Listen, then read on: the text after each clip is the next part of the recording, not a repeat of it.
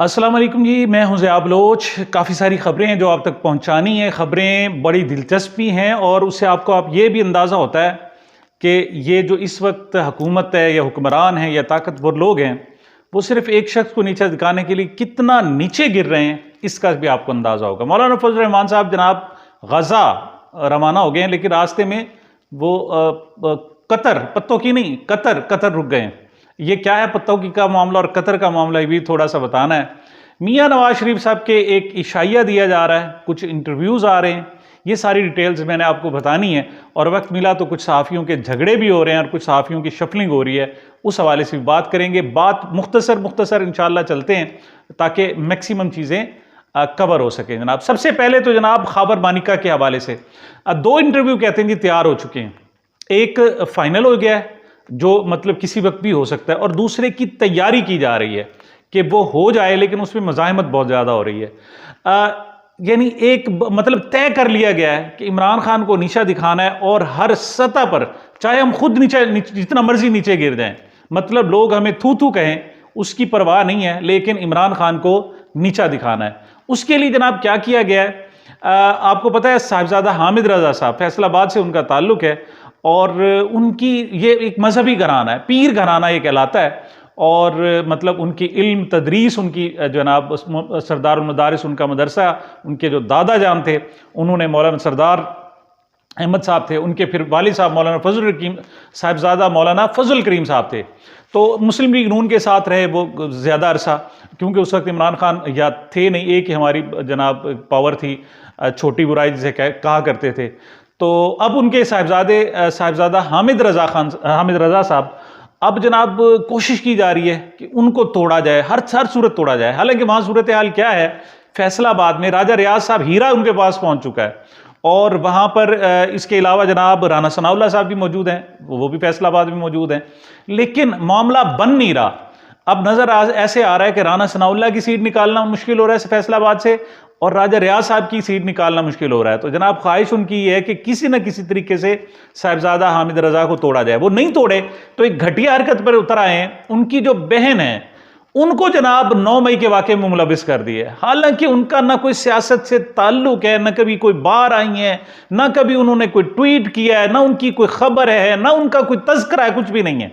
लेकिन साहिबजादा हामिद रजा को चूंकि नीचे दिखाना है और हामिद रजा के जरिए इमरान खान को नीचे दिखाना है, तो इस सतह तक नीचे गिराएं, और वहां बड़ा इश्तियाल पाया जाता है। मैंने जैसे आपको बताया कि बड़ा मजहबी घराना है, तो काफी सारी जनाब वहां मसला बन रहा है। दूसरा इंटरव्यू जनाब, पहला इंटरव्यू खैबर मनिका साहब, आप जानते हैं बुशरा बीबी के साबिक खामिन, उनको गिरफ्तार तो किया गया था, आपको पता है, एक को ज़मीनों के अराजी के केस में। जनाब जो उनकी आबाई अराजी है, वो कहते हैं नहीं जी वो काफ की अराजी थी और वो सही तरीके से उनके परदादा के नाम मुंतकिल नहीं हुई, लिहाजा उसका जवाब जो देंगे वो खैबर मानिका साहब देंगे। बड़ी रेजिस्टेंस है, कहने वाले कहते हैं जनाब, जो इतलात आ रही हैं कि उनका इंटरव्यू तकरीबन तैयार हो चुका है, उनके पास और कोई चॉइस नहीं रही, यही चॉइस रही कि वो इंटरव्यू दें, और वो देंगे जैसे सदाकत अब्बासी ने दिया। सदाकत अब्बासी साहब ने गुज़श्ता रोज़ यानी हफ्ते और इतवार की दरमियानी शब उन्होंने सलीम साफ़ी को भी इंटरव्यू दिया है। उस सलीम साफ़ी के ज़रिए जनाब फिर बहुत कुछ गुलाने, आपको पता है सलीम साफ़ी कितने जनाब के, आप किस किस्म के और किस दर्जे के, किस लहजे के, दर्जे के और किस कुमाश के जनाब वो साफ़ी हैं, आपको पता ही है। तो उन्होंने बहुत कोशिश की कि 2-4 गालियाँ इमरान खान को आ जाएँ, तो गालियाँ तो फिर भी नहीं आई, लेकिन उन्होंने बेमसी जाहिर की, उसने कहा मैं किसी सियासी पार्टी में नहीं जा रहा, मैं तो जनाब बस सियासत छोड़ दी, यही, और उससे आगे मैं कुछ कह नहीं सकता। तो गालियां नहीं दिलवा सके जनाब उनको। लेकिन इसी तरीके से खैबर मानिका से कहा जा रहा है कि उनसे वो बहुत कुछ गुलवा लिया जाए, क्योंकि उनके पास कोई दूसरी चॉइस नहीं है। लेकिन मलिक रियाज पर भी कोशिश की जा रही है। मलिक रियाज की पोजीशन ये है कि उनका जो प्रॉपर्टी का कारोबार था वो तकरीबन तबाह कर दिया गया, मतलब उनके लिए सांस लेना मुश्किल पैदा कर दी गई है। लेकिन वो चूंकि उनके टर्म्स जो है वो बाहर भी हैं, सिर्फ पाकिस्तान में नहीं है, अगर पाकिस्तान में होते तो गर्दन पे जनाब अंगूठा होता, लेकिन वो चूंकि बाहर हैं, लिहाजा अभी तक वो बचे हुए हैं। लेकिन कोशिश है कि उनको भी लाजमी शामिल किया जाए। पीटीआई को पेशावर हाई कोर्ट ने जनाब इजाज़त दी थी कि जनाब आप कन्वेंशन करो, आप जो कुछ करना चाहते हो पॉलिटिकल एक्टिविटीज़ करो, लेकिन गुज़श्ता रोज़ 3 पॉलिटिकल एक्टिविटीज़ थी, कहीं भी नहीं करने दी गई। नंबर 1 मानसेरा में जनाब उलट दिया गया, हालांकि हाई कोर्ट की इजाज़त थी। दूसरी तरफ दरगई में एक और तकरीब थी, वो भी नहीं करने दी गई, और लाहौर में भी इजाज़त मिली हुई थी जनाब, शाहदरा में, वो भी उन्हें पुलिस आई और वो आकर कुर्सियाँ जो है वो उठा के ले गई, उलट पुलट करके चली गई, और जब तक ख़त्म नहीं हो गया टाइम जो अनाउंस था उस वक्त तक वो पुलिस वहाँ बराजमान रही और उन्होंने किसी को पर मारने। इससे आपको अंदाज़ा होता है कि किस कदर खौफजदा हैं लोग।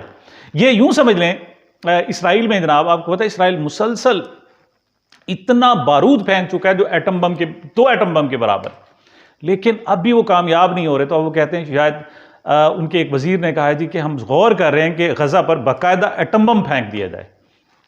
ये शिकस्त की निशानी होती है।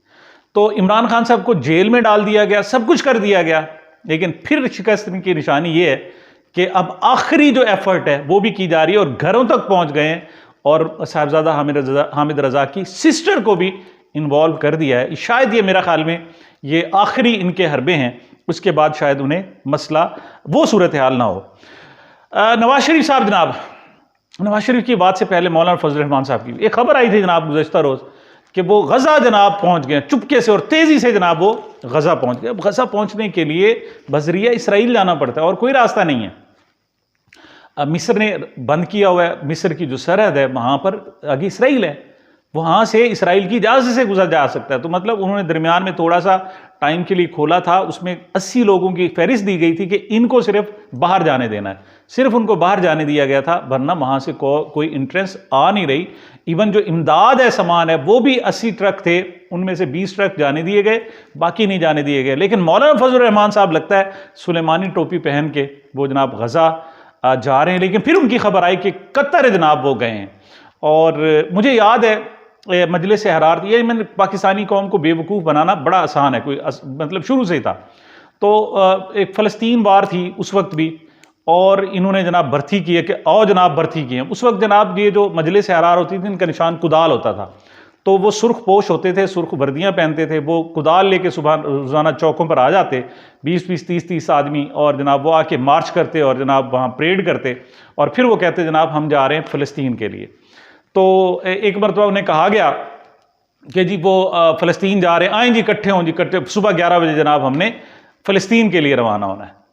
तो कहाँ से फ़लस्तीन के लिए रवाना, मतलब एक वीज़ा लेना पड़ता है, एक प्रोसेस है, कई हज़ार किलोमीटर दूर है।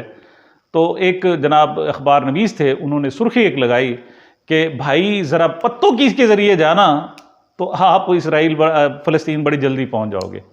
तो मौलाना फजल रहमान साहब से भी कहा है कि बजरिया पत्तों की अगर जाएंगे तो गजा जनाब वो जल्दी पहुंच जाएंगे। लेकिन अब इतला है कि उन्होंने जनाब कतर गए हैं वो, और वहाँ जाकर उन्होंने मुलाकात भी की, बड़ी VIP मुलाकात, इस्माइल हनिया से भी मुलाकात की, और मशल वो जो उनके दूसरे रहनुमा हैं हमास के, उनसे भी उन्होंने कतर में मुलाकात की है। और कतर कहाँ से आया, अब यहाँ भी एक सियासत के हेर फेर होते हैं जनाब। पता ये चला है जनाब कि कतर ने आखिरकार जमानत दे दी है हमारी इस्टेब्लिशमेंट को कि अब मियां नवाज शरीफ साहब इस्टेब्लिशमेंट से झगड़ा नहीं करेंगे। कतरी जमानत आ गई है जनाब, अब तो फिर सत्ते खैर। उसके बाद जनाब इसहाक डार साहब ने इंटरव्यू दिया है, उन्होंने कहा है जी कि नवाज शरीफ तो कभी इस्टेब्लिशमेंट से लड़ाई नहीं, इस्टेब्लिशमेंट आके लड़ती थी, लेकिन अब जो इस्टेब्लिशमेंट है वो चूंकि नवाज शरीफ से नहीं लड़ेगी तो लिहाजा कोई लड़ाई का इम्कान नहीं है। मुबैना तौर पर गारंटी जो है वो कतर से आई है। नवाज शरीफ साहब के बारे में अगली खबर है कि एक इशाइया दे रहे हैं, उन्हें कहा गया है कि हजरत क्या कर रहे हैं आप जनाब लीडर बने, आप वजीर आजम तो पहले बन गए ना, बन गए, अब लीडर बने, आप बड़े मतलब पुराने और घाक सियासतदान है, सबसे ज़्यादा तजर्बाकार सियासतदान है, अब आप लीडर बने। और उसके लिए उन्हें कहा गया है कि आप कौम को इकट्ठा करें, और जनाब अब वो कौम को इकट्ठा भी बजरिया पत्तों की करना चाहते हैं। तो फौरी तौर पर जनाब फैसला हुआ है कि एक इशाइया दिया जाए, उनमें सबको बुला लिया जाए, वो ऑटोमेटिकली APC हो जाएगी, उसके लिए राब्ते किए जा रहे हैं। आसिफ जरदारी साहब का असल में इंतज़ार है, आसिफ जरदारी साहब की तरफ से ग्रीन सिग्नल मिल जाता है तो ये इशाइया होगा, वरना शायद ये कुछ और डिले हो जाए। और आसिफ जरदारी साहब को ऑफ़र जो की जा रही है वो इस वक्त सिर्फ सदारत की जा रही है, लेकिन वो कहते हैं नहीं ए जनाब। उन्होंने याद होगा पिछले दिनों एक नवाब शाह में एक मीटिंग थी उनकी अपनी PTI पीपल्स पार्टी के वर्कर्स के साथ, उसमें उन्होंने कहा था कि मैंने पहले शहबाज शरीफ को वज़ीर आज़म बनाया था, लेकिन अब नवाज शरीफ को मैं वज़ीर आज़म नहीं बनने दूंगा। इससे जनाब बड़े मसाइल पैदा हो गए हैं। अब कोशिश की जा रही है कि जनाब उनको उनके हक से थोड़ी सी ज़्यादा सीटें उनको दे दी जाएं और उनको किस तरीके से राज़ी किया जाए। वो राज़ी हो जाते हैं तो ये इशाइया हो जाएगा, वरना इशाइया कुछ थोड़ा सा और लंबा हो जाएगा, लेकिन उनकी डिमांड ज़्यादा है। दूसरी तरफ जनाब आपस में झगड़े हो रहे हैं। झगड़े क्या हो रहे हैं? नवाज शरीफ और उनकी साहिबजादी मरियम नवाज, इवन इसहाक डार साहब को भी खदशा पैदा हो गया है कि देयर इज़ समथिंग रॉन्ग। ये जनाब लारा तो हमें लगाया जा रहा है, लेकिन ऑन वक्त पे, ऑन टाइम पे ये नवाज शरीफ साहब के ख़िलाफ़ कोई एक दरख्वास्त दिलाकर इनको जनाब नाअहली रहने दिया जाएगा और फिर कुर्रा फाल जो है वो शायद शहबाज शरीफ साहब के निकल आए। लिहाजा अब उसके बंद बांधे, आपको पता है तो बड़े मास्टर किस्म के लोग जनाब, अब शहबाज शरीफ के रास्ते में बंद बांधे जा रहे हैं और कवर किया जा रहा है कि ये कभी किसी वक्त किसी तरीके से ऐसा, कहीं ऐसा ना हो जाए, कहीं वैसा ना हो जाए। इस तरीके से जनाब मामलात चल रहे हैं। फवाद चौधरी साहब को आपको पता है उन्हें अदालत पेश किया गया, मतलब घटिया हरकत की भी इंतहा होती है। और उन पर मुकदमा क्या है कि 50 लाख रुपए लिए हुए थे 2019 में जनाब इन्होंने, और प्रॉपर्टी डीलर एक सामने लाए हैं। आपको पता है प्रॉपर्टी डीलर, महकमा ज़राअत प्रॉपर्टी डीलर, आप अच्छी तरह जानते हैं, मुझे बताने की ज़रूरत नहीं है।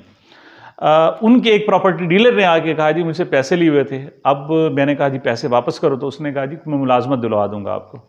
पता नहीं कौन सी मुलाजमत है जो 50 लाख रुपए में जनाब, कोई अच्छा सा इल्ज़ाम तो ढूंढ लाते। अच्छा, नंबर 2, ऐसी दरखास्तें जब होती हैं तो उस पर पहले इंक्वायरी होती है। अब फवाद चौधरी साहब कहते हैं मैं तो जानता ही नहीं हूं, मैंने किसी उस शख्स को देखा ही नहीं है कभी, लेकिन चूंकि वो जहांगीर तरीन साहब, JKT जहांगीर खान तरीन, उनको जनाब खुल के उनके साथ नहीं चल रहे और उनका साथ नहीं दे रहे, बैक टू बैक नहीं है, लिहाजा उनको सीधा करने का प्रोग्राम है।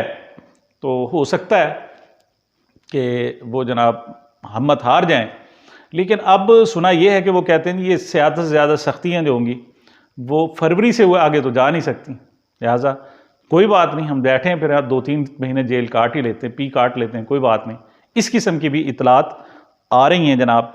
और एक आखिरी बात चले मैं आपको बता देता हूँ जनाब, अख्तर मेंगल साहब ने, आपको पता है गुज़श्ता रोज़ एक इंटरव्यू दिया था। उस इंटरव्यू ने उन्होंने इंकशाफात किए। उन्होंने कहा जी कि ये बाजवा साहब ने सारा ये डॉक्ट्राइन था, उन्होंने ही 3 बातें की उन्होंने। वो कहते हैं जी जनरल साबिक army chief general Qamar Javed Bajwa साहब का इख्तलाफ हो इमरान खान से, जिसकी वजह से उन्होंने हटाया जनाब पीपल्स तहरीक इंसाफ की हुकूमत को। और वो कहते हैं PDM की जो हुकूमत बनाई है ये भी बाजवा साहब ने बनाई है, ये भी अगली बात करते हैं। और तीसरा जो पॉइंट उनका वो ये है कि हमें जनाब एस्टेब्लिशमेंट की झोली में डाल दिया शहबाज शरीफ साहब ने। अब वो कहते हैं PDM तो पहले बन गई थी, तो ये फिर क्या मतलब? तो बातें जनाब खुल के सामने आ रही, अल्लाह अलहक है वो कहते हैं। अब बातें सामने आ रही हैं कि ये जो भी हुकूमत रही ना जी, कोरोना रहा या परफॉर्मेंस रही, ये परफॉर्मेंस टिपिकली इमरान खान की अपनी थी, इसके पीछे एस्टेब्लिशमेंट नहीं थी। एस्टेब्लिशमेंट इलेक्शन के फौरी बाद ही झोलियों में भरना शुरू हो गई थी। उनकी सपोर्ट जनाब शहबाज शरीफ साहब को थी। आपको याद होगा शहबाज शरीफ साहब के जितनी सपोर्ट एस्टेब्लिशमेंट इस लाडले को दे रही है उसका 10वां हिस्सा भी हमें देती तो हम जनाब क्या कर देते। वो ऐसे नहीं कह रहे थे, उसी वक्त उन्हें अंदाजा हो गया था और वो खुल खेल के आ रहे थे। तो साबित ये हुआ कि जो हुकूमत की है इमरान खान साहब ने वो बतौर पपेट नहीं की, बतौर कठपुतली नहीं की। और ये गवाही किसकी तरफ से आई है? उन्हीं की तरफ से आई है। अल्लाह अलहक है ना जी। तो इमरान खान कठपुतली नहीं थे, ये जनाब एक नई गवाही सामने आ गई है और ये बहुत बड़ी बात है। इसके अलावा जनाब और बहुत सारी खबरें हैं, लेकिन बहरहाल जो इंशाल्लाह अगले व्लॉग में आपको कुछ साफ़ियों के हवाले से एक्सक्लूसिव खबरें इंशाल्लाह दूंगा। मुझे मेरे चैनल को अपनी मोहब्बतों और दुआओं में याद रखिएगा। मिलते हैं छोटे से वक्फे के बाद।